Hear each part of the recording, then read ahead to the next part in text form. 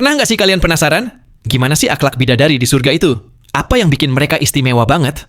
Jadi gini, di antara kebesaran Allah, Dia menciptakan bidadari dengan akhlak yang super terpuji.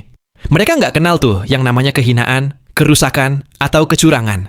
Allah udah ikat mereka dengan akhlak yang agung. Bayangin deh, nggak ada makhluk yang lebih cantik dari istri-istri ahli surga. Allah berfirman, dan di sisi mereka ada bidadari-bidadari yang bermata indah dan membatasi pandangannya. Surat Asy-Syaffat ayat 48.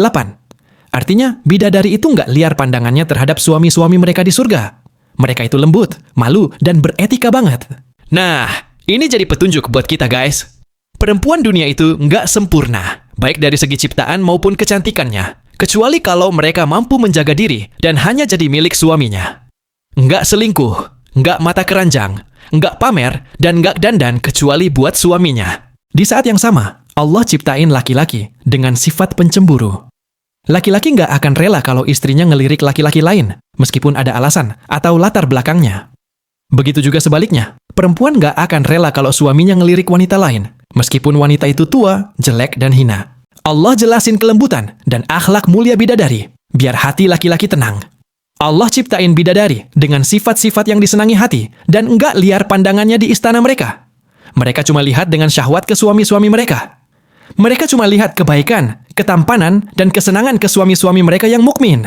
Allah ciptain mereka dengan sifat-sifat yang super terpuji, lebih terpuji dari seluruh sifat yang ada. Akhlak yang terpuji itu penting banget buat kehidupan manusia.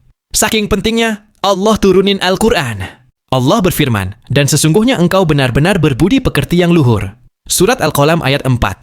Ini ayat tentang Nabi Muhammad guys.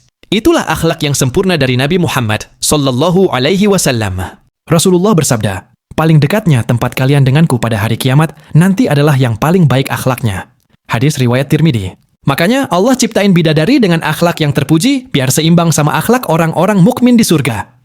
Biar hubungan antara bidadari dan orang-orang mukmin terjalin erat berlandaskan cinta. Fisiknya adalah kejujuran dan lidahnya adalah pujian serta syukur kepada Allah. Dalam menjelaskan sifat-sifat bidadari, Allah berfirman, di dalam surga-surga itu ada bidadari-bidadari yang baik-baik dan jelita. Surat Ar-Rahman ayat 70. Dan di samping mereka, ada bidadari-bidadari yang redup pandangannya dan sebaya umurnya. Surat Syad ayat 52.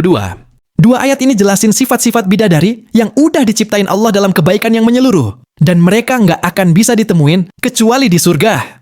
Jadi, akhlak bidadari itu benar-benar luar biasa. Semoga kita semua bisa meneladani akhlak mereka dan jadi penghuni surga kelak. Amin.